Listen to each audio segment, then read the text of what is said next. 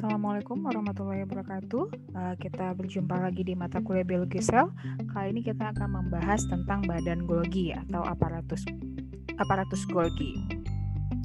Langsung saja di sini kita akan membahas bahwa sistem aparatus Golgi atau badan Golgi merupakan bagian dari sistem endomembran. Semoga kalian masih ingat bahwa sistem endomembran itu terdiri mulai dari membran nukleus, kemudian berlanjut pada retikulum endoplasma, kemudian badan Golgi, dan akan berakhir pada vesikula dan membran plasma. Nah, badan Golgi merupakan tujuan setelah molekul disintesis, terutama molekul protein setelah disintesis di retikulum endoplasma bersama ribosom. Jadi setelah meninggalkan retikulum endoplasma, banyak vesikula pengangkut atau vesikula transport itu melakukan perjalanan ke badan Golgi. Nah, peran badan Golgi itu berfungsi sebagai gudang ya, di mana di sini akan terjadi proses penerimaan, kemudian disimpan, kemudian proses menyortir, proses pengiriman, dan selain itu di badan Golgi juga terjadi proses produksi atau manufaktur atau sintesis molekul makromolekul tertentu, dan di sini juga dilakukan modifikasi produk dari retikulum endoplasma seperti protein. Nah, sel yang terspesialisasi untuk mensekresikan berbagai zat itu umumnya memiliki jumlah badan Golgi yang sangat banyak ya. Nah, berikut adalah struktur badan Golgi, di mana ada sisternae, ya, berbeda dengan sisternae pada retikulum endoplasma. Sisternae pada badan Golgi ini tidak terhubung secara fisik antara satu sama lain. Ya. Lihat di sini tidak ada hubungannya antara sisternae yang satu dengan sisternae yang lain. Nah, kemudian pada badan Golgi juga terdapat membran, di mana membran badan Golgi ini akan memisahkan bagian internal dari sisterna atau lumen dengan sitosol ya. Kemudian ada vesikula. Ya, ini vesikula.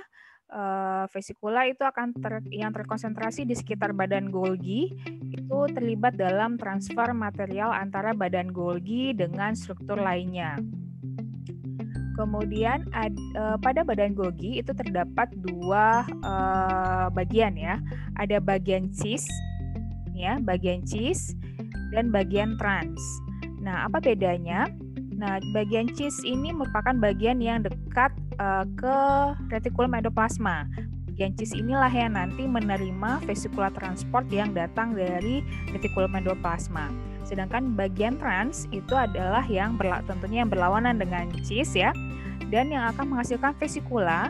Di sini nanti akan dihasilkan vesikula baru yang akan mengirimkan substansi ke sisi lain dari sel, misalnya ke lisosom atau ke membran plasma. Nah, apa saja proses yang terjadi di dalam badan Golgi? Seperti fungsi atau peran yang sudah saya sebutkan di awal tadi, di mana di dalam badan Golgi ini juga terjadi modifikasi produk dari retikulum endoplasma, di mana produk dari retikulum endoplasma itu biasanya akan dimodifikasi selama transit dari bagian cis ke bagian trans ya. Nah, contohnya adalah glikoprotein, di mana yang terbentuk di retikulum endoplasma itu sudah mengalami modifikasi karbohidrat pada awalnya, dan kemudian nanti akan mengalami modifikasi lebih lanjut pada saat dia melewati Golgi. Nah, Golgi ini akan menghilangkan beberapa monomer gula dan menggantikannya dengan yang lain. Contohnya di sini terjadi pada daerah sisterna itu akan terjadi pembuangan manosa, kemudian di berikutnya juga terjadi pembuangan manosa dan penambahan ini N-asetilglukosamin ya, atau GLC-NAC singkatannya.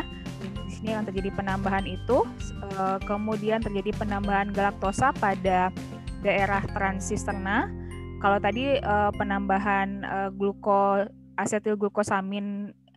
asetilglukosamin itu terjadi pada sisterna di bagian medial ya, di bagian tengah, dan kemudian pada percabangan di daerah Golgi yang akan membentuk vesikula baru itu akan terjadi penambahan sialic acid ya, asam sialat.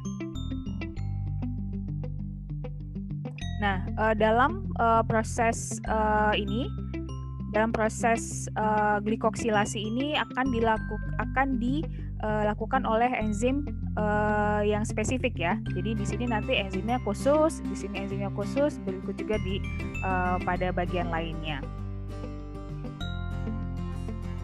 Nah, selain modifikasi produk dari retikulum endoplasma di dalam badan Golgi itu terjadi juga proses manufaktur atau produksi atau sintesis beberapa makromolekul. Di antaranya adalah polisakarida yang disekresikan oleh sel. Jadi rata-rata polisakarida yang disekresikan oleh sel itu merupakan produk dari badan Golgi. Nah, contohnya adalah pektin dan polisakarida non-selulosa dibuat di Golgi pada sel tumbuhan. Nah, ini merupakan pektin dan polisakarida non-selulosa ini akan kemudian nanti akan digabungkan dengan selulosa. Kalau selulosa ini nanti disintesisnya di membran plasma, nanti kemudian mereka akan digabungkan membentuk dinding sel. Dan pada gambar ini kalian bisa lihat ini ya, yang berwarna biru dan hijau ini, ya tadinya ada dari vesikula, ini dari badan Golgi, kemudian nanti akan disintesis di sini si pektin dan pektin hemiselulosa tersebut, kemudian akan ditransport ke arah membran sel. Nah, ini terlihat ya ada biru dan hijau, kemudian nanti dia akan bergabung bersama selulosa membentuk dinding sel pada sel tumbuhan. Nah, apalagi yang terjadi pada badan Golgi? Nah, pada badan Golgi itu juga terjadi maturasi. Sebelumnya itu para ilmuwan itu mengira bahwa badan Golgi, sisterna pada badan Golgi ini bersifat statis atau dia diam. Jadi yang bergerak itu hanya vesikula saja dari yang cis menuju ke trans. Nah, ini disebut sebagai model sisterna stabil gitu ya, atau statis. Nah, sedangkan yang penelitian akhir-akhir ini menunjukkan bukti bahwa sisterna pada Golgi itu mengalami maturasi. Jadi dia akan sisterna ini akan bergerak secara bergerak maju dari cis ke trans itu sambil dia membawa dan memodifikasi muatannya. Jadi sambil bergerak dari cis ke trans, membawa muatannya juga terjadi modifikasi di dalamnya, dan selain itu dan kemudian nanti akan melakukan sekresi produk yang sudah selesai dimodifikasi atau disintesis tersebut. Nah, kemudian nanti akan ada beberapa vesikula yang mendaur ulang enzim yang telah dibawa ke arah trans, dia akan kembali lagi ke arah cis, di mana nanti enzim tersebut akan dibutuhkan untuk proses yang dibutuhkan dalam tahap-tahap pematangan tersebut. Nah, kemudian proses berikutnya yang terjadi di badan Golgi adalah penyortiran ya. Nah, penyortiran ini tujuannya untuk memilah produk dan menargetkannya ke berbagai bagian sel. Contohnya, apakah produk tersebut akan dibawa ke lisosom atau ke membran plasma atau ke luar sel. Nah, nanti pada proses penyortian ini akan diberikan tag identifikasi molekuler, jadi seperti kode pos gitu ya. Contohnya akan diberikan gugus fosfat, akan ditambahkan pada produk Golgi sehingga akan membantu menyortir dia akan dibawa kemana. Jadi dia akan tag identifikasi molekuler atau gugus fosfat ini akan berperan seperti kode pos pada surat ya. Nah, akhirnya nanti pada vesikula transport itu yang akan bertunas dari Golgi ini, dia juga memiliki molekul eksternal. Jadi ada molekul di bagian membrannya yang akan mengenali tempat dia nanti berlabuh. Jadi nanti dia akan dibawa kemana? Apakah ke lisosom? Berarti dia akan punya molekul pengenal di sini tempat dia akan membawa produk dari Golgi tersebut.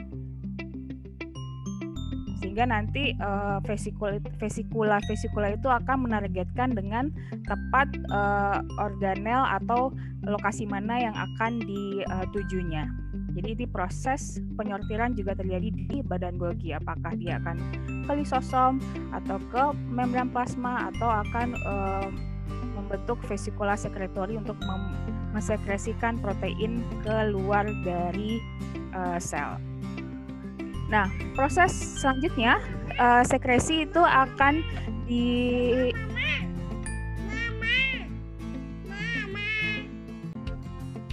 Kemudian setelah terjadi penyortiran, maka terjadilah proses sekresi atau membawa keluar atau membawa sekresi itu akan membawa molekul yang disintesis atau dimodifikasi di Golgi itu keluar dari sel ya.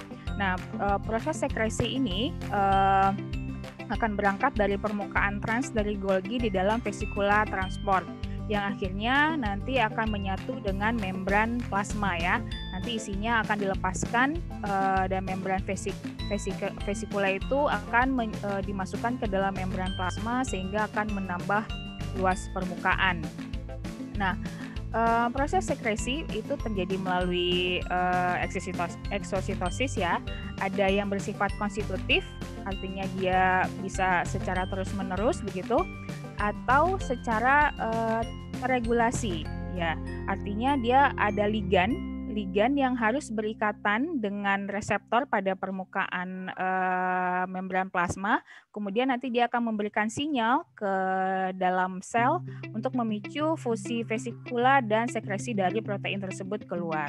Jadi kalau ini yang jalur untuk sekresi konstitutif, jadi dia langsung saja keluar dari sel dibawa oleh vesikula transport melalui proses eksositosis, sedangkan kalau ini dia menunggu dulu ada sinyal dari luar hasil dari pengikatan ligan dengan reseptor, kemudian akan diberi sinyal ke dalam untuk disekresikan keluar proteinnya.